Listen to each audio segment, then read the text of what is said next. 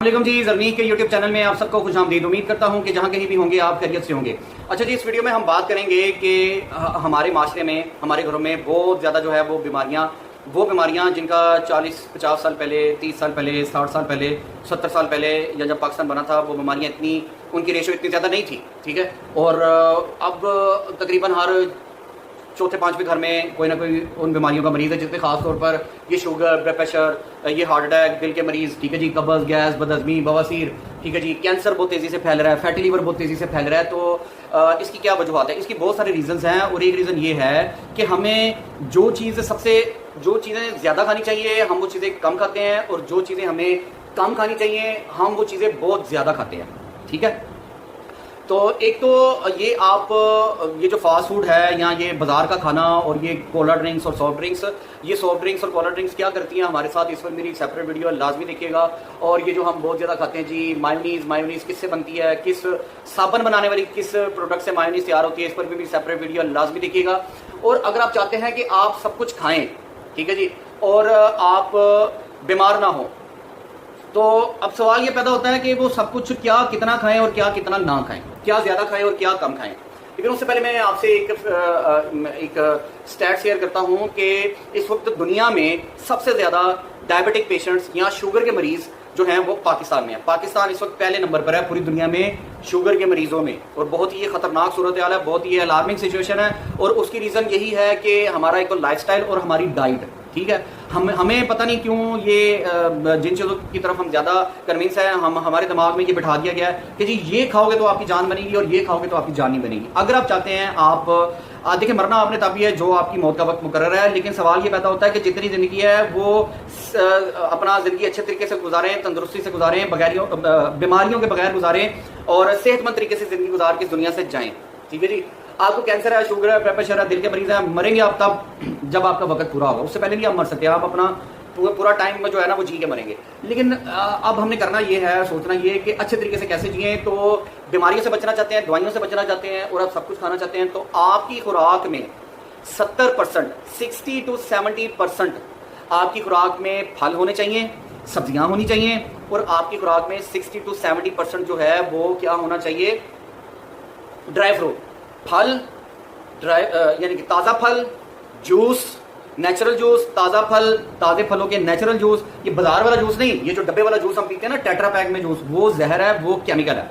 ठीक है जी, तो आप ताज़ा फल खाएं, आप ताज़ा फलों का जूस पिएं, आप ड्राई फ्रूट खाएं, आप सब्जियां खाएं, और आप सलाद खाएं।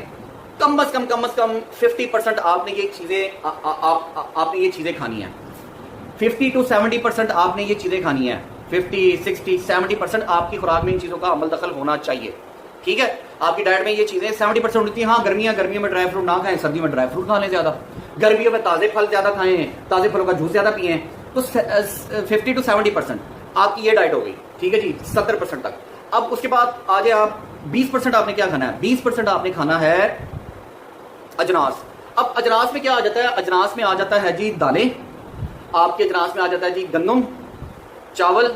अब मसला ये है कि हम लोग सारा साल ही गंदम चावल खाते रहते हैं, तो भाई आप सारा साल ही गंदम चावल ना खाएं।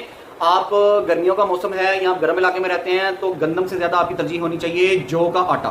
ठीक है, आप ठंडे मौसम में हैं या ठंडे इलाके में रहते हैं, तो आप बाजरे के आटे की रोटी खाएं। गर्मियों में जौ के आटे की रोटी खाएं, कभी जौ खाएं, कभी गंदम खा लें, कभी चावल खा लें गर्मियों में। सर्दियों में, पहले वक्तों में क्या होता था कि पहले वक्तों में सर्दियों में जनाब वो खाया जाता था अपना मकई की रोटी और सरसों का साग। बेहतरीन जो है वो डाइट है, बेहतरीन खुराक है, मक्खन के साथ, देसी घी के साथ। पहले वक्तों में क्या होता था, ख़ास तौर पे गर्मियों में बेसन की मिस्सी रोटी तैयार की जाती थी, देसी घी के साथ, मक्खन के साथ खाई जाती थी, साथ कच्ची लस्सी पी जाती थी। ठीक है जी, बाजरे की रोटी लोग खाते थे। ठीक है जी, तो आप गंदम भी खाएं, चावल भी खाएं, मकई भी खाएं, बाजरे की रोटी भी खाएं, जौ के आटे की रोटी भी खाएं, बेसन की रोटी भी खाएं। ठीक है जी, लेकिन हम क्या करते हैं, हम गलती ये करते हैं कि हम जो है वो सारा साल गंदम और चावल ही खाते रहते हैं, और फिर हम बहुत सी बीमारियों का शिकार होते हैं। पहले वक्तों में ये बीमारियां इतनी ज़्यादा नहीं थी।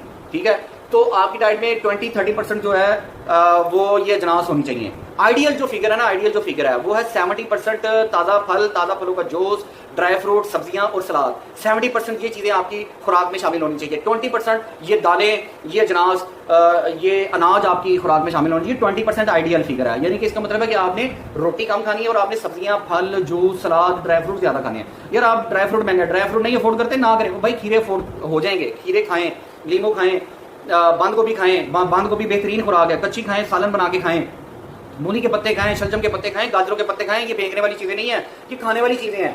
ये सलाद के पत्ते, मूली के पत्ते, गाजर के पत्ते, शलजम के पत्ते, ठीक है। ये साग भी तो पता ही होते हैं, पालक भी तो पता ही होते हैं, मेथी भी तो पता ही होती है, लेकिन हम लोग ये मूली के पत्ते, गाजर के पत्ते, ये शलजम के पत्ते जो है हम इनको वेस्ट कर देते हैं, फेंक देते हैं।